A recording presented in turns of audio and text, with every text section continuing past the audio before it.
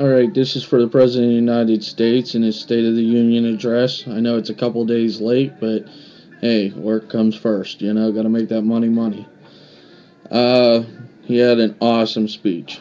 It was perfect, dead nuts, right on. Couple flaws, though, that I seen. Downsizing the military, relying strictly upon drones and not military boots on the ground. We still need our men and women of service to be on the ground to fight these wars. We can't do it all with drone attacks and CIA operatives. The weather is changing. We got plenty of solar flares going on in the world. If you go to my wall, you'll see that, or my timeline, I guess that's what they call it now. Everybody's going to be getting that soon. So, if you go there, you'll be able to see what I have posted about solar flares and how they're going to disrupt everything. That's about the only flaw that I really found in on it. He talked about the economy and just about everything they mentioned about the economy and rejuvenating American, because he used the word American so many damn times. I don't even know how many. I didn't count them. I'm sure somebody did. But he used that plenty of times. I just got to give props to him in that by saying that. As far as the economy goes, it's growing. As long as we don't get cock-blocked anymore by the Koch brothers and their political regime that they got going on by the radical right Republicans. So, the economy would be up over 14,000 points guaranteed, and we would be right back on track. They're often talking about how the Democrats are spending too much money. He's spending way too much money. And then you got Newt Gingrich saying that we want to put a civilization on the moon. I wonder how much that was going to cost. Where's he going to pull that out of? Who's he going to get that from? Because America's got to have their first moon space mission back to the moon and set up camp. Yeah, right. Alright? We got to worry about taking care of ourselves this year, man. This is going to be one hell of a bad year. I think that the weather is going to foresee what goes on in politics this year. Last year was just a taste of it. I think this year it's going to get much worse. And even though I'm all up in arms about the whole 2012 thing and the end of days and all that other happy shit and tectonic plate shift, I think that it's going to be even worse with tornadoes. We've seen a couple of them so far. Solar flares are going to be a big thing. If you go to my wall, you'll see that too. And flooding. We're going to have a lot of precipitation over top of the United States this year. Fires in drought zones. It's going to get bad, people. It really is going to get bad. You'll see come this summer and just into fall, right around election time, you're going to see all this stuff, And like I said, I really got to know what they'd have the percentage of how many people were unemployed last year and why businesses didn't grow. I've seen a couple articles. I cannot refresh my memory on them right now, but they were in, I guess you would call it mid-America, like out in Illinois and Indiana and Montana and South Dakota, North Dakota, out around there, I guess, where it was flooding real bad, where businesses were going to set up shop, but it got flooded out. And Mississippi River Zone, there was a couple businesses that were going to be growing this past year there. They got flooded out.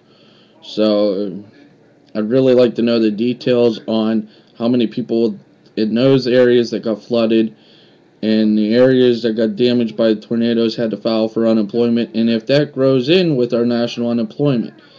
Because if it does, if these people file for unemployment, that's what they count it as. I don't know if there's like a definite... I never been on unemployment. If I got fired or laid off from a job, I just go out and find some petty job that I could go to. You know, there's got to be one or two out there, you know. Those are all the jobs that all the middle class Americans are bitching about, the illegal immigrants taking over their work, you know. So, I don't know. If you don't want to work them, I'll work them with the Mexicans, you know. Money's money, you know. Gotta make it. So, anyways, he had a perfect speech. It was dead on. It sounded a lot like he wants to still try to get that jobs bill passed and still get different areas of it passed.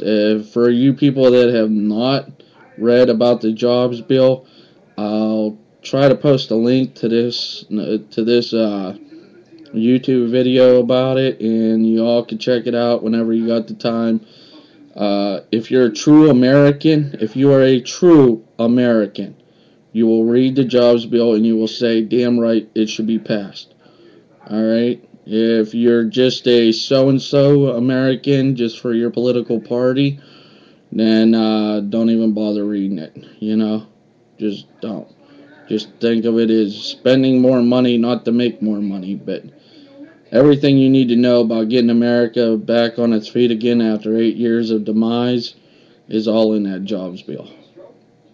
Manufacturing, road work, schools, everything.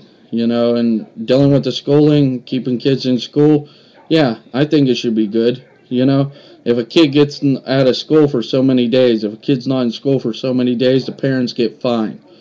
So I think it should be that you have to legally stay in school until you're 18 before you can, without even a parent's consent, to be written out of school. You have to stay in school until you're 18 years of age. Of course, a couple people I've heard on the internet talk about the age 21. But how many times do you want to flunky in there? You know, you want a 21 Jump Street kind of deal? So, that's a good movie that's going to be coming out here pretty soon. But, anyways, I think it's right. I think we should force the kids to stay in school for as long as until they're 18 years of age.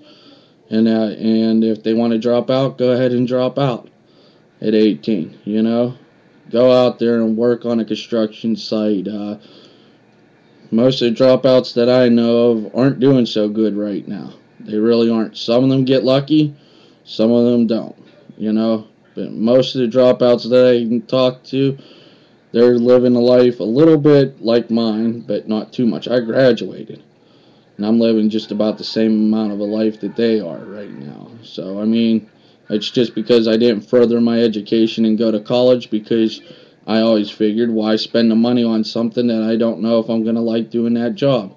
So if I want to spend $50,000 to go out there and find out, hey, look, I don't want to do this job, then I'm out 50 grand. Why would I even try that, you know? It's like buying a $250,000 house on a gated community. You know, it's a nice place, nice yard, nice neighbors. But if you don't have your grass cut a certain way, if your house doesn't look a certain way, you get fined by the neighborhood. Sorry, but for $250,000, you can kiss my ass. I'll build my house for $250,000 somewhere else. You know what I mean? It would take me a long time to get up that kind of money. So, enough of the rambling on.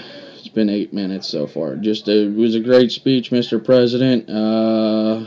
And you got to watch your back, because you are leaving a couple things open for people. Like when you signed a bill stating that that military can detain a U.S. citizen for an undisclosed amount of time without a trial. Now you got Ron Paul. He's going to use that against you. I know why you closed down the space program now, and I don't think it was lack of funds. I kind of figured out why you did it, and that's going to be at a later time that I'll disclose that. And that when the timing's right, that's when I'll disclose my info to you out there, the general public. But you gotta check out my wall and that on Facebook, and you'll see why. And that you'll come to the same conclusion. All right. So that's basically about it, and I will talk to y'all later on. I'm gonna close this video out with a peace, Shout out to Mr. Prez. I gotta look up at the screen because sometimes this thing goes different ways. So, and get out there and occupy them voting booths this year. Vote for Obama 2012.